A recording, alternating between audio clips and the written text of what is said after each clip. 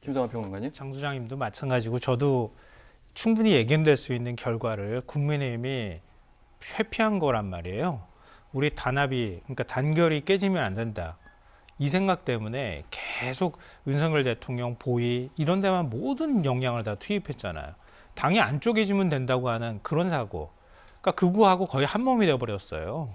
근데 나중에 가서 이제 대선 준비해야 되는 상황이 왔단 말이에요. 네. 그러고 나니까 방향 전환이 안 되는 거예요. 그러니까 그 전에 이미 빨리 전환해야 된다는 얘기를 뭐 그냥 일반적으로 정치에 관심 있는 분들조차도 충분히 알 수 있는 결과를 국민의힘은 애써 외면한 거죠. 외면하다 보니까 지금 이런 결과가 와버린 거죠. 윤석열 대통령 헌재 탄핵조차도 탄핵 심리조차도 부정하는 상황이 와버렸고요. 형사재판도 지금도 다 유법한 절차에 따라서 이루어졌기 때문에 다 부인하고 있는 상황이잖아요. 그럼 윤석열 대통령이 탄핵되고 나면 어떡할 거예요? 국민의힘은 선택할 선택지가 없는 거예요.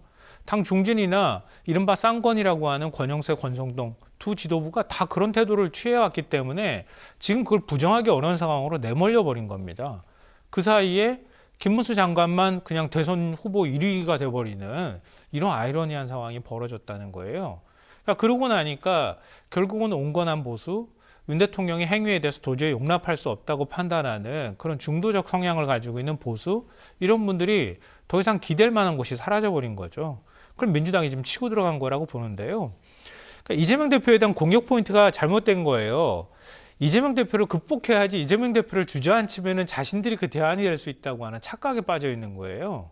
이재명 대표 사법 리스크가 그렇게 국민들한테 중요한 그 뭔가 선택의 기준이 된다고 하면 지난 총선도 민주당이 졌어야 되는 거예요.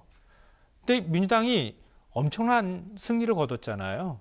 그 얘기는 이재명 대표의 사법 리스크 안에 검찰의 부당한 검찰권 행사라고 하는 국민적 인식이 이미 깔려 있는 겁니다. 아까 제가 말씀드렸던 선택적 법 적용에 대한 국민적 저항감이 있는 거거든요.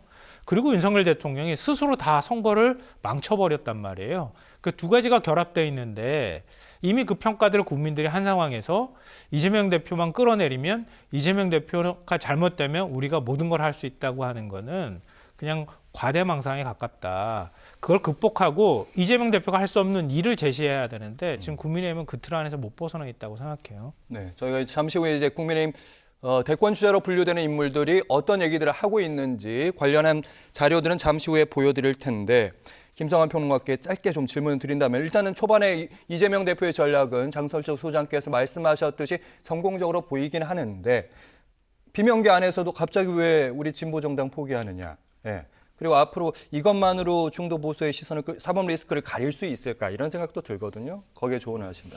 한마디로 정리하면 이런 겁니다. 이재명 대표 얘기는 개혁하되 실용적으로 합시다. 이 뜻입니다. 쉽게 표현하자면. 자, 어떤 사람이 있어요. 그 사람은 사회적 약자를 보듬는데 굉장히 중요하게 생각합니다. 분배도 중요하게 생각해요. 근데 그 사람은 주식 투자도 하고요. 여러 가지 자산을 불리기 위해서 부동산 투자도 합니다. 그 사람은 그럼 뭐라고 규정할 거예요? 진보입니까? 보수입니까? 라고 말할 때 뭐라고 대답할 것 같으세요? 저는 진보일 수도 있고 보수일 수도 있습니다. 라고 얘기할 수도 있어요. 그러니까 한 사람이 한 사람을 규정할 때 하나의 층위에만 올라가 있는 거 아니거든요. 굉장히 복잡한 사회적 현상이나 경제 현상 안에 자기가 거기에 걸쳐 있단 말이에요. 그러면 현실적인 선택들을 할 수밖에 없는 거예요. 예를 들면 저는 진보 성향을 갖고 있는데요. 부모님이 돌아가셔서 상속을 받아야 되는 상황입니다. 근데 상속세 이거 너무 부담이 큰 상황이라고 하면 이거 너무 과한 거 아니야? 라고 생각할 수 있다고 하는 거예요. 그게 현실적 선택이라는 거예요. 근데 이재명 대표가 말한 것처럼 초부자 감사합시다. 그러니까 상속세 상한을 끌어올리거나 이렇게 해버리는 것은 그건 다른 차원의 문제라고 하는 거예요. 그러니까 그런 원칙은 기본적인 그런 원칙을 지키는 선 안에서 수십 년 전에 정해져 있었던 공제한도 조정합시다라고 얘기하는 게 그게 왜 보수고 진보고 얘기를 합니까? 그리고 대한민국에서 성장을 얘기 안 한 대통령이 없거든요. 제가 알기로는. 지금과 같이 경제가 완전히 쪼그라들어서 3년째 지금 1% 성장을 해야 되는 상황이란 말이에요. 외환위기 환란 이후에 이건 처음 있는 일입니다. 그러면 우리 사회 분배가 더 소중하다고 중요하다고 얘기해야 되겠습니까? 아니면 경제 규모를 키워서 성장하고 그리고 난 다음에 그 과실을 나누자고 얘기하는 게 더 맞는 얘기입니까? 그러니까 그러니까 그런 현실적인 선택들을 어떻게 할 것이냐에 관한 문제가 있고요. 더욱 중요한 거는 헌정 질서가 무너질 뻔했던 거 아닙니까? 그러면 이런 상황에서 경제도 안 좋고 사회 혼란도 지금 지속되고 있는 거예요. 저는 다음번 정권이 어떤 정권이 들어선다 하더라도 아마 집권 내내 국민들을 사회 신뢰를 회복하는 작업, 그리고 무너진 헌정 질서 회복하는 것, 그리고 윤석열 대통령이 사실 굉장히 무능했다고 저는 평가하는데 그 무능했던 정책들을 다시 회복시키는 것만 해도 임기 끝날 거다. 좀 그렇게 생각하거든요. 그러니까 그런 과정에서 저는 진보 성향이니까요. 우리 것만 고집할게요. 라고 얘기하는 게 오히려 더 비현실적인 거 아닐까요? 네, 김성환 평론가께서는 이재명 대표가 시대의 요구에 응했다 이런 평론을 하셨고요.